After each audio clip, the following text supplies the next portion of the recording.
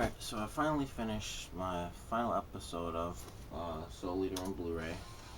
So, figured I'd do a review, series finale of Soul Eater. If you haven't seen it, I've already done a video on the manga and the anime as well. You should definitely check out the manga and check out the anime because they're both great. But obviously, you're here, you want to hear me talk about the series finale. Now, when I first saw Soul Eater, it instantly became my favorite anime, and I went and read the manga right after I finished the anime, and now it's my favorite anime and manga. It has my favorite character now is Black Star. He's a super awesome ninja, so love all his episodes. Those are my favorites. But last 6 episodes. This has I think it has 6 discs in it. It's actually it seems normal, but it's actually heavy for what it is.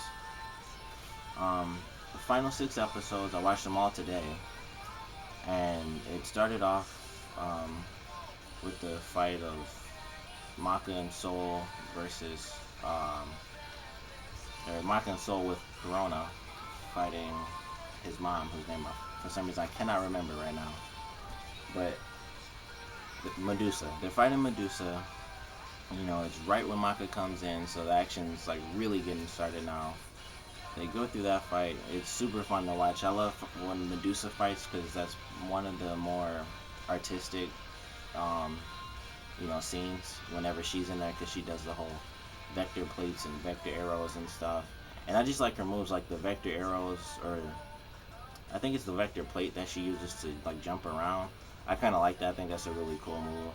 And she used it to fight Maka, and she kind of flew all the way around her. And she used it on Stein too, or she might have only used it on Stein. But she's flying through the air on these black arrows, floating in space, and it just looks really cool. And she has Vector Storm, and she can block all attacks and all that stuff. And it looks really cool. And they do all these moves with the arrows going on the ground and all that stuff. And I really enjoyed the fight. It was a really cool fight. It had the good story elements because it was right when Corona was finally building up the courage to finally go against Medusa, so he wasn't as scared anymore. And it was pretty cool to see that, even though he really got beat up and he was about to get killed. It's good to see that type of development in character, so I really enjoyed that. But after that fight came my favorite part, which is Mifune versus Black Star, part 3, I guess. And they have their fight. Black Star lost the last fight to Mifune, and he lost certain other fights because they were fighting characters that were just too powerful, and Black Star couldn't win on his own like he normally does. So his lack of confidence actually made him weaker, but he also had certain skills that he developed, the Black Sword mode when Tsubaki would basically turn into a Black Katana. So he has these new skills and stuff, and he's fighting Mifune. Does Speed Star, and it's kind of he has shadow clones in Naruto, which is just random ninja stuff. That's not it's not that was invented for Naruto. That's just a regular thing, shadow clones and stuff. But Mifune would attack one, and it would burst into smoke and stuff, and it was really cool animation. He's running at super speed, then they do Shadow Star, and he has shadow blades and little shadow snakes coming at Mifune. And I love that fight for all the cool moves that each character does, because Mifune does stuff I think is even weirder than what Black Star does, because he's obviously a ninja, and then Mifune is a samurai, but he has a bunch of katanas, and he can knock them up in the air and shoot them at Black Star, and he'll jump all over the place and lock him onto Black Star like he did in the second fight, which I thought was really interesting. And he's basically telling them the story about when he fought White Star, who was Black Star's father, and how he was following the path of the demon instead of the warrior. And it was pretty cool to see the parallels of the characters, because sorry about that. It was cool to see the the comparison between father and son, even though they never actually knew each other, because Black Star was, when he was born, pretty much everyone in his clan was killed around the same time, so he never knew his father. He just knew, his clan, the Star Clan, was super evil. So it's interesting to see that he grew up to be exactly like his father, to a to a certain extent.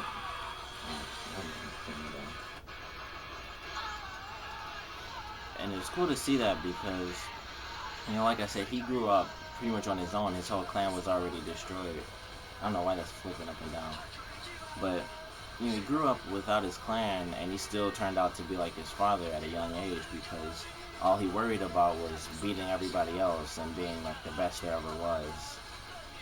And when he fought Mifune, who killed his father, he almost went down the exact same path because, he said something to Mifune, and he basically said, "You chose the path of the demon, so there's nothing I can do for you now." And that was like right after he did like the final blow.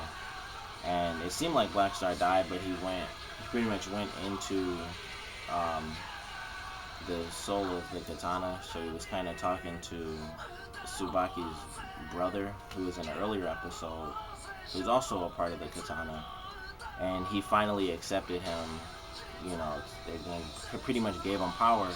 And Blackstar, he kind of came back to life because he got cut and there was just blood like just pulled out all the way. But he decided, I'm not gonna lose. I'm not gonna be, evil either. I'm just gonna win as me. And ultimately, he chose the path of the warrior, and he beat Mifune, and he didn't kill him.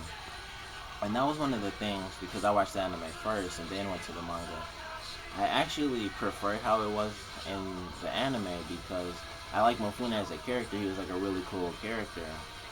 And when I watched the anime thinking he would be alive, it was kind of it was sort of a sad twist, and mostly like not really just sad. It was just like disappointing because he seemed like he'd be a great character to go through the manga to teach Blackstar more moves and teach other students everything else. But then they had the end fight. Everyone's fighting the Kishin. He pretty much beat everybody up, and then Maka and Soul come in. And once again, with the twist that could or could not be in the manga, um, Maka actually being a weapon and a Meister, but her weapon skills never, not awakening until the fight.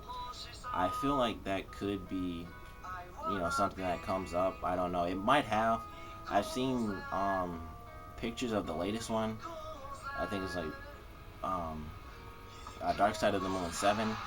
I haven't read it yet because for some reason it hasn't been posted, so I'm like really excited. But I saw like one picture. I won't even spoil it, but I saw the picture and I was like, okay, that could be something. It could be nothing, but I think it is. So I'm really, really excited for that to come out, in English, translated. But I think it would be a cool element to actually take from the anime that she is part weapon, part Meister, and obviously the weapon part would be from her dad, and the Meister part would be from her mom. But I also hope that her mom comes into the manga. Like I assume this is the end. I could be wrong about that, but I think it's like right at the end now where they're finally gonna beat the Kishin, and then that's gonna every evil person will be defeated. But I do hope her mom comes in at some point. Like that last minute save at some part. Somehow she got to the moon. I don't know.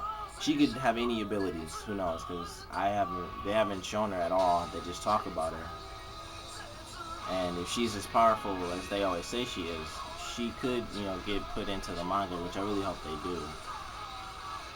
And so, like in the anime, they beat the Kishin, and certain characters are still alive, like the vampire guy and the Saw Lake guy. And that's why I was also kind of upset that didn't keep going, because I felt like even though they had to stop it because the manga only comes out once a month, I felt like they could have made a new story off of that. Both of the characters have elements that could have easily been put into like a not third chapter, but a third season for the anime. Stuff that they do in the manga they could have put in if he had the idea at the time, maybe not. But I still feel like even without the ideas that have actually been implemented into the manga, they could have easily had the characters, come back, or they could have at least killed them off just to end it off. But even with the characters left alive and certain, that's pretty much the only thing that seems unresolved, that the characters are still alive and they're just out. The end of the series was still fantastic. It had like the great twist, like Maka being a weapon and a Meister. I thought that was a fantastic twist, and I just loved how it ended. Great action, great story. Like it has every episode in both seasons, and I highly advise you to check it out so you can get it on Blu-ray, or if you don't want to buy it, you can find it on here on YouTube. Because Funimation has every episode posted, but you won't get it in like high definition or anything. It'll be like 480 for some reason. But definitely check it out. Like I said in my other videos, and this one, it became my favorite like right after I saw it, mostly because of Black Star. But all the other characters are fantastic too, and the music's pretty sweet. So you should definitely check it out for every element, just period. So comment, rate, subscribe if you like. Tell me what you thought about this series finale, if you've seen the anime, or if you're currently watching it. I don't know why you watched this one, but if you didn't care about spoilers, if you're currently watching it, tell me what you think so far. Comment, rate, subscribe if you like. Thanks for watching.